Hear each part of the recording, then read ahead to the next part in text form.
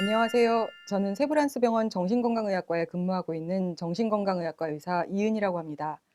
저는 2017년부터 올해까지 4년째 마르판 증후군 환자분들 그리고 가족분들을 위한 강의에 참여하고 있습니다. 제가 이제부터 말씀드리려고 하는 내용은 환자분과 가족분들에게 걱정을 끼치고자 하는 것이 아니고 마르판 증후군과 관련해서 막연하거나 불확실한 걱정을 알아서 필요한 경우에는 제대로 된 치료를 받으실 수 있도록 안내해 드리고 위한 것이니만큼 편안한 마음으로 들어주시기를 부탁드리겠습니다. 이미 알고 계시다시피 마르판 증후군은 우리 몸의 여러 기관과 기관을 잇는 결합 조직을 구성하는 구성성분의 이성이 생기는 유전성 질환입니다.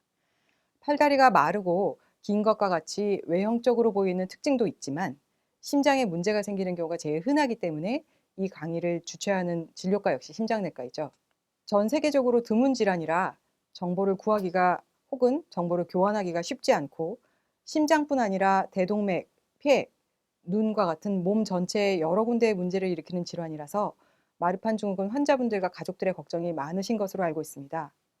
또 환자분들의 90% 이상은 특정한 유전자의 이상이 공통적으로 발견되는 것으로 알려져 있습니다.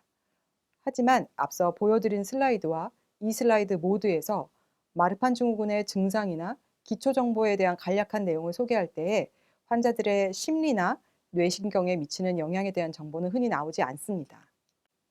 그렇다면 정신과적인 상담은 왜, 어떨 때 필요할까요? 마르판 증후군 환자들을 포함해서 관절 과운동 장애 환자들을 대상으로 한 연구를 보면 환자분들의 70% 정도가 설문지를 통해서 불안장애가 있는 것으로 밝혀졌습니다. 또 다른 연구에서도 70% 정도가 불안장애 일종인 공황장애 혹은 광장공포증을 가지고 있는 것으로 알려진 바 있습니다. 마르판 증후군 환자분들을 포함해서 관절 과운동 장애 환자들을 대상으로 한 또 다른 연구에서도 62%가 공황장애를 가지고 있다고 보고한 바가 있습니다. 이런 결과는 일반 인구에 비해서 훨씬 높은 수치로 보고되는 것입니다. 그렇다면 불안장애는 어떤 질환일까요?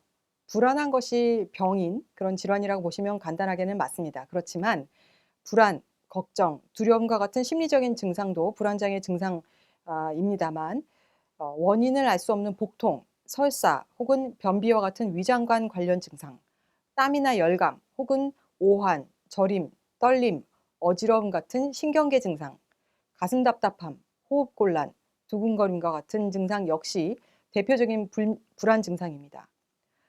불안장애는 정신과적 진단명의 큰 범주에 해당하는 이름이고 범불안장애 또는 광장공포증, 각종 공포증, 공황장애 이런 것들이 불안장애에 속하는 세부 질환입니다.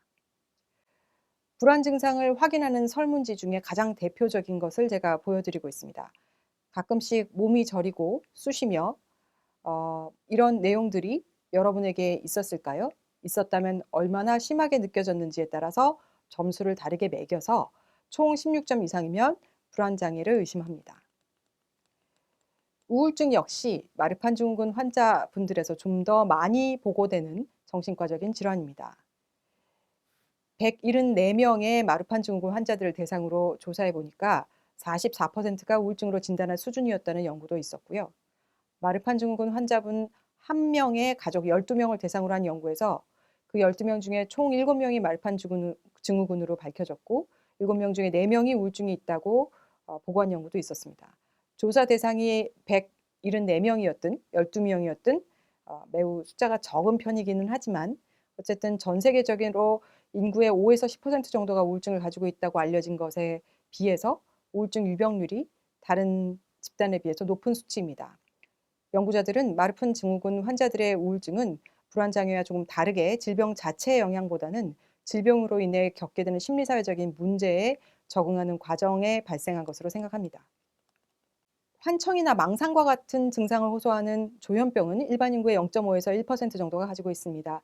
마르판 증후군만큼은 아니지만 역시 희귀한 질환이라 마르판 증후군과 또 조현병 간의 연관성에 대한 연구는 매우 자료가 부족합니다. 하지만 일반 인구보다는 조현병 발생률 역시 조금 더 높은 것으로 추정된다는 보고가 있기는 합니다. 그러면 왜 이런 정신과적인 문제가 마르판 증후군 환자들에서 좀 더 잘 나타나는 걸까요? 우선 병 자체의 특성이 심리 상태에 영향을 주는 것을 생각해 볼 수 있습니다. 관절이나 심장이나 모두 조심할 것이 많은 질환이고, 또 가족 내에서 같은 질환을 가지고 있는 사람이 있을 경우 서로 좀 더 조심하는 분위기가 있을 수 있습니다. 또 유전성이라는 질환의 특징이 가족 구성원 간에 서로에게 죄책감을 가지거나 서로에게 부담감을 주는 경우도 드물지 않습니다.